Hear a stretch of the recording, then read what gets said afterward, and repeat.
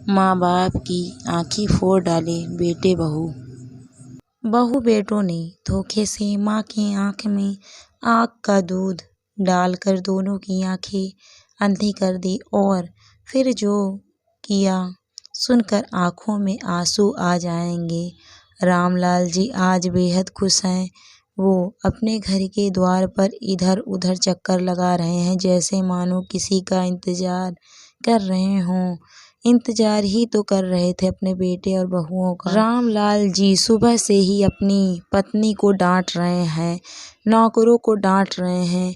अनायास ही सबको डांटे जा रहे थे कि नौकर ने अच्छे से काम नहीं किया, मेहरी ने अभी तक घर का लिपाई नहीं की।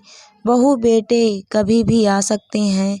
जब बहू बेटे पोता पोती के साथ आएंगे तो हम लोग खाने में थोड़ी ही उलझे रहेंगे, पोता पोती के साथ समय बिताएंगे। यह सोचते हुए रामलाल जी बहू बेटे की आने की खुशी में तो पागल ही हो गए थे। अरे थोड़ा सब्र करिए, अरे मैं कोई मशीन तो हूँ नहीं कि जल्दी जल्दी सारा काम कर दूँ। वैसे भी अब बहुएं आ जाएंगी तो मैं घर का कोई काम नहीं करूँगी, मैं बस आराम करूँगी। अपने नाती पोतों के साथ बैठकर उनके साथ खेलूँगी, उन्हें कहानियाँ सुनाऊँगी, लोरी सुनाऊँगी। ऐसी बातें करते हुए रामलाल जी और राधा जी बहुत ही खुश हो रहे थे। आज उनके बेटे बहू घर आने वाले हैं। हर साल गर्मियों की छुट्टियों में दोनों बहू बेटे घर को आते हैं और हर साल रामलाल जी और राधा जी इसी प्रकार से खुश होते हैं। एक साल तक वे अपने बेटे और बहू से दूर रहते हैं। कहाँ समय मिल पाता है कि बच्चे उनसे मिलने उनके घर आ सके। रामलाल जी अपने गांव के सबसे मालदार व्यक्ति हैं। उन्हें 400 बीघा जमीन है, बड़ा सा घर है, नौकर चाकर घोड़ा गाड़ी सब कुछ है।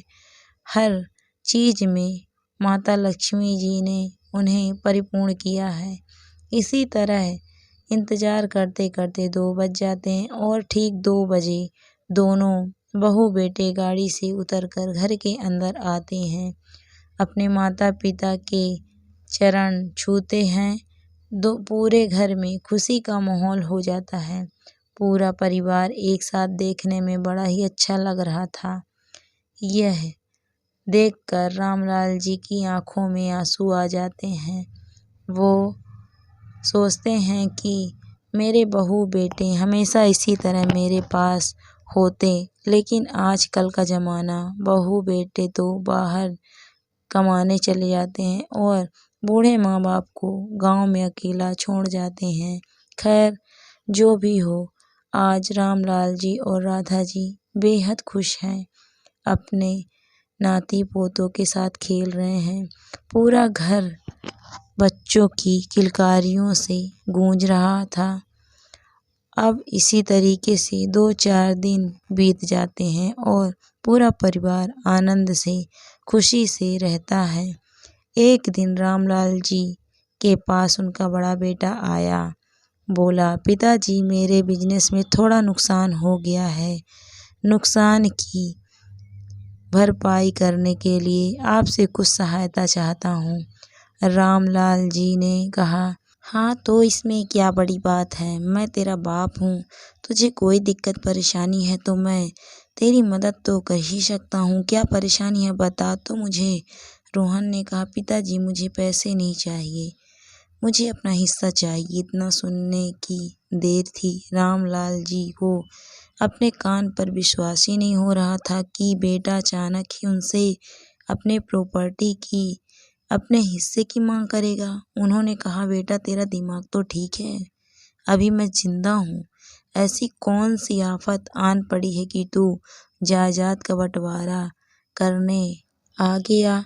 इस पर रोहन ने झल्लाते हुए कहा, पिताजी आप तो कुछ जानते ही नहीं, मुझे इस गांव में आना अच्छा नहीं लगता और मैं अपने बलबूते नया बिजनेस स्टार्ट करना चाहता हूँ। मैं अब किसी पार्टनरशिप में नहीं रहना चाहता। वैसे भी मुझे मेरे काम में नुकसान हो रहा है। बेटा अपना फरमाइश कर कर चला जाता है। आप सोचिए उस बाप के ऊपर क्या गुजरी होगी जिसने कभी सोचा नहीं था कि अचानक ही बेटा अपने हिस्से की मांग करेगा। जैसे ही बड़ा बेटा अपनी बात कहकर कमरे से बाहर जाता है तभी छोटा बेटा आ धमकता है और कहता है, पिताजी भैया को चाहिए तो मुझे भी चाहिए, आप मेरा भी हिस्सा मुझे दे दो और मुझे खाली करो। 1 मिनट में ही हंसता खेलता परिवार एकदम शांत और सन्नाटे से भर गया।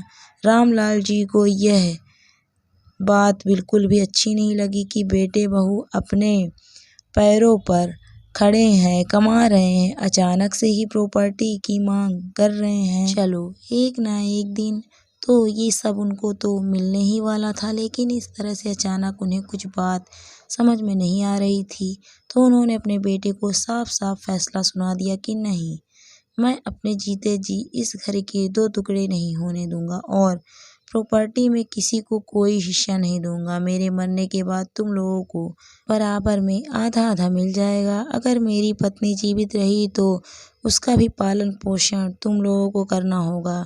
दोनों बेटों को अपने पिता की बातें नागवार गुजरी। पूरा परिवार इतना पढ़ा लिखा सच था। रामलाल जी काफ़ी पढ़े लिखे और शिक्षित थे। उनकी पत्नी भी अच्छी पढ़ी लिखी थी। पूरे घर की व्यवस्था अच्छे से संभाल लेती थी, बड़े ही समझदार थी।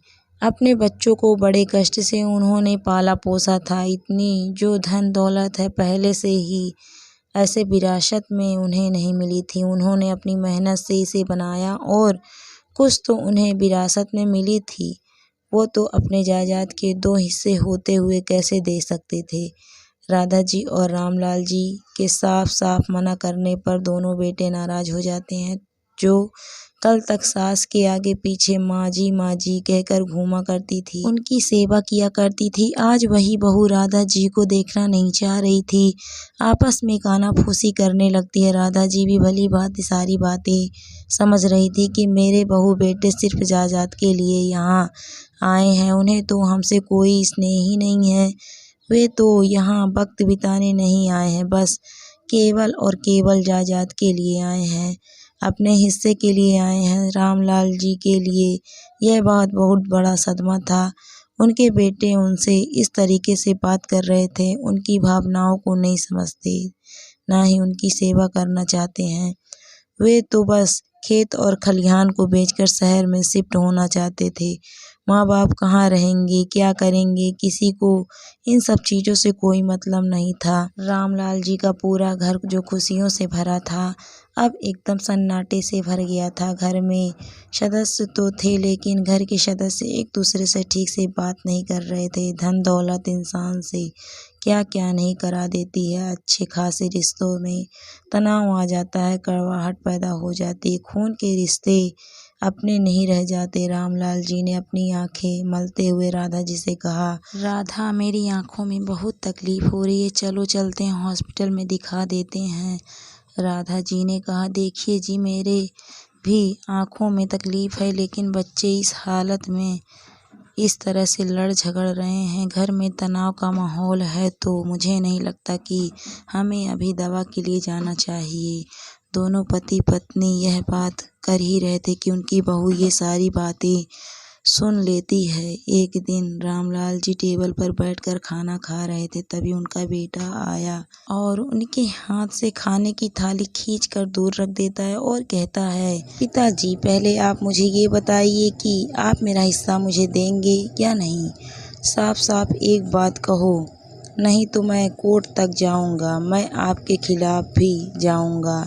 यह सब सुनने के बाद रामलाल जी का सब्र का बांध टूट जाता है। उन्होंने लगातार 2-3 तमाचे अपने बेटे के गाल पर जड़ दिए और कहा, मैंने तुझे यही संस्कार दिए थे कि बड़ों के साथ ऐसा व्यवहार करे। जब तू अपने माँ बाप के साथ ही ऐसा व्यवहार कर रहा है, तब तो तू इस समाज के लिए एक कलंक है। उस दिन घर में पूरी तरह से माहौल बिगड़ जाता है। दोनों बेटे अपने माँ बाप से जायदाद के लिए भरपूर लड़ाई करते हैं। जो कुछ नहीं कहना था सब कुछ कह डालते हैं। राधा जी अपने कानों पर हाथ रख लेती हैं और कहती हैं, यह सब सुनने से पहले मैं मर क्यों नहीं गई। उन्हें यकीन नहीं हो रहा था कि यह उनके ही बच्चे हैं जिनको उन्होंने बड़े प्यार से पाला था, अच्छे संस्कार दिए थे। ये संस्कार कहाँ चले गए। उसी शाम को ज़्यादा रोने के कारण यह रामलाल जी की आंखें सूज जाती है। इस चीज़ का फ़ायदा उठाते हुए उनकी बड़ी बहू एक ड्रॉप में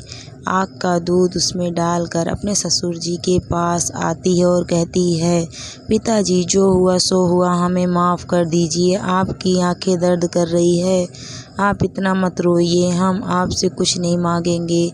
हम कल के कल अपने घर जा रहे हैं, वापस शहर जा रहे हैं। यह सुनने के बाद रामलाल जी ने कहा, कोई बात नहीं बेटा, कम से कम तू तो समझदार है। मुझे इसी बात की खुशी है कि घर में एक सदस्य तो कुछ हमें समझ रहा है। अब बहू ने कहा, पिताजी आपकी आंखें सूज रही है, दीजिए मैं आपके आँख में दवा डाल देती हूँ। मैंने कल नौकर को कहकर यह दवा मंगवा ली थी।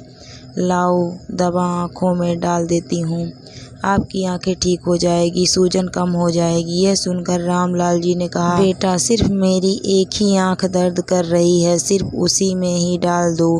बहू ने अपने ससुर की आंख में वो का दूध डाल दिया और माँ जी से कहा कि माँ जी आप की भी आंखें जल रही थी ना, ये दवा हर चीज़ के लिए सही है, आपकी आंखें भी ठीक हो जाएगी, आपकी आंखों की जलन बंद हो जाएगी। बहू ने ऐसा कहकर अपने सास के भी आँख में वो आग का दूध डाल दिया।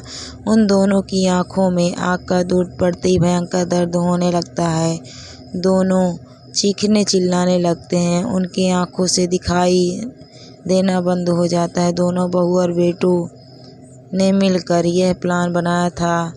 यह तो पहले से ही सोची समझी साजिश थी। अब दोनों बेटे कमरे में आ धमके और पूरे प्रॉपर्टी के कागजात अपने पिता के पास लाकर उस पर ज़बरदस्ती दस्तखत करवाने लगते हैं। रामलाल जी मना करते हैं, अपने हाथ को पीछे खींचते हैं, लेकिन दोनों बेटों ने अपने पिता को एक एक करके 2-4 थप्पड़ जड़ देते हैं। बेचारे रामलाल जी दूरा भाव अपने बेटे के हाथों से थप्पड़ खाकर उन्हें गहरा आघात लगता है। मरता क्या न करता बेचारे बूढ़े बाप को उन कागजात पर दस्तखत करने पड़ते हैं। अब सारी प्रॉपर्टी बेटों ने हड़प ली। बेटे बहू दोनों बूढ़े माता पिता को घर के बाहर फेंक देते हैं और कहते हैं कि अब से इस घर में हमारा राज है, अब इस घर में हम लोग रहेंगे, इसे बेचें या रखें, हम इसके मालिक हैं, आप लोग इस घर में नहीं रहेंगे। ऐसा कहकर बेटे और बहू ने रामलाल जी और राधा जी को घर से बाहर निकाल दिया। एक ही झटके में से क्या हो गया, जो पिता अपने बच्चों की आने की राख देख रहा था, वे बच्चे आए तो ज़रूर, लेकिन उन्होंने उनकी आंखें ही छीन ली। रामलाल जी की एक आंख फूट गई और राधा जी की दोनों आंखें चली गई। बेचारे बूढ़े माँ बाप रोते बिलखते तपती धूप में इधर उधर भटकने लगते हैं। यहाँ तक कि उस निर्दयी बेटों ने उन्हें एक पैसा तक नहीं दिया था। उनके बैंक अकाउंट से लेकर सब कुछ अपने हवाले कर लिया था। दोनों बूढ़े माँ बाप दर दर की ठोकरें खाने लगते हैं, कभी यहाँ कभी वहाँ। जिनके पास 400 बीघा ज़मीन थी, आज वह एक ज़मीन के लिए तरस रहे थे। किसी तरह गिरते पड़ते लड़खड़ाते दोनों एक मंदिर में पहुँचते हैं, जहाँ आकर उन्होंने देवी माँ को प्रणाम किया और अपनी किस्मत समझकर वहीं पर अपना डेरा जमा लिया और मंदिर में आने वाले लोगों से भीख मांगने लगे और खाने लगे। फिर रामलाल जी अपनी पत्नी की देखभाल किया करते हैं, जगह जगह से लोगों से भीख मांग कर लाया करते हैं। मंदिर में मिलने जुलने वाले प्रसाद से लेकर भीख मांगने तक का सिलसिला चलता रहा। अब वो बूढ़े माँ बाप ना जाने कितने दिनों तक इस यातना को सहेंगे। तभी एक दिन मंदिर पर एक लड़का रौनक आया। रौनक उन दोनों की दशा देखकर उनसे पूछ बैठा कि आप लोगों की ऐसी हालत कैसे हुई। रामलाल जी ने अपने ऊपर हुए सभी अत्याचारों के बारे में उसे बता दिया।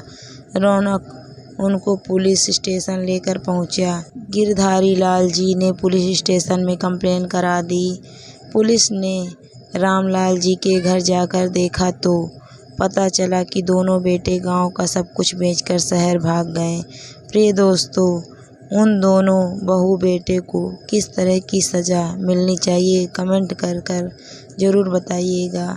जिस देश में श्रवण कुमार जैसे पैतृक भक्त रहें, आज उसी देश में माता पिता का तिरस्कार किया जा रहा है। इतनी दुख की बात है।